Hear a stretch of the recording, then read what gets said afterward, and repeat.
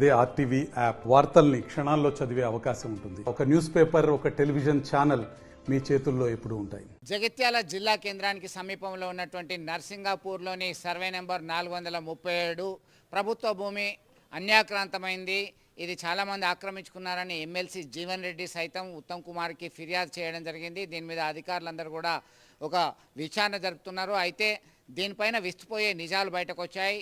ఈ అసైన్ ల్యాండ్లో ఇటుక బట్టీలు నడుపుతూ ఇటుక మాఫియా నిర్వహిస్తున్నటువంటి పరిస్థితి గందరగోళానికి దారితీస్తుంది. దీనిలో భాగంగా బాల్యంలో ఉన్నటువంటి పిల్లలందరూ ఇటుక బట్టీలో మగ్గుతున్నారు. ప్రభుత్వ అధికారులు స్పందించి వీరికి విద్యా అవకాశాలు మెరుగుపరిచేటువంటి చర్యలు చేపట్టడం జరిగింది. ఈ క్రమంలో ఇటుక బట్టీలు ఒక మాఫియాలాగా నిర్వహిస్తూ భయభ్రాంతులకు గురి చేస్తున్నట్టుగా సమాచారం. దీనిలో భాగంగా ఇప్పటికే 80 ఎకరాల పైచిలకు భూమి అన్యాక్రాంతమైంది. దీనిలో ప్రజాప్రతినిధులు, రెవెన్యూ అధికారుల హస్తం ఉన్నట్టుగా ఆరోపణలు వస్తున్నాయి. సాక్షాత్తు ఇక్కడ ఈ సంవత్సరంలోనే జరిగిందని ఒకరు, మరొక సంవత్సరంలో జరిగిందని ఇతర నాయకులు ఆరోపణలు ప్రత్యారోపణలు చేసుకుంటున్నటువంటి నేపథ్యంలో అసలు దీనిలో ఎవరి హస్తం ఉంది, ఎవరి అండదండలతో భూ కబ్జా గురి చేయడం జరిగింది, ఈ ప్రాంతానికి సంబంధం లేకుండా నర్సింగాపూర్ గ్రామానికి సంబంధం లేని వ్యక్తులు భూమిని కబ్జా చేశారు. వారి పేరు మీద పట్టా పాస్బుక్లు తెచ్చుకున్నారు, ధరణిలో ఎన్రోల్ చేసుకున్నారు, రైతు బంధు సైతం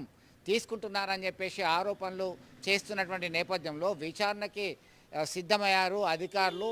అయితే వీటిని సమగ్రమైనటువంటి విచారణ జరిపి అన్యాక్రాంతమైనటువంటి భూమిని, ప్రభుత్వ భూమిని మళ్ళీ అప్పగించాలని చెప్పి స్థానికులు కోరుతున్నటువంటి పరిస్థితి.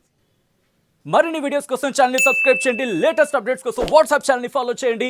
అండ్ లింక్ డిస్క్రిప్షన్ లో ఉంది.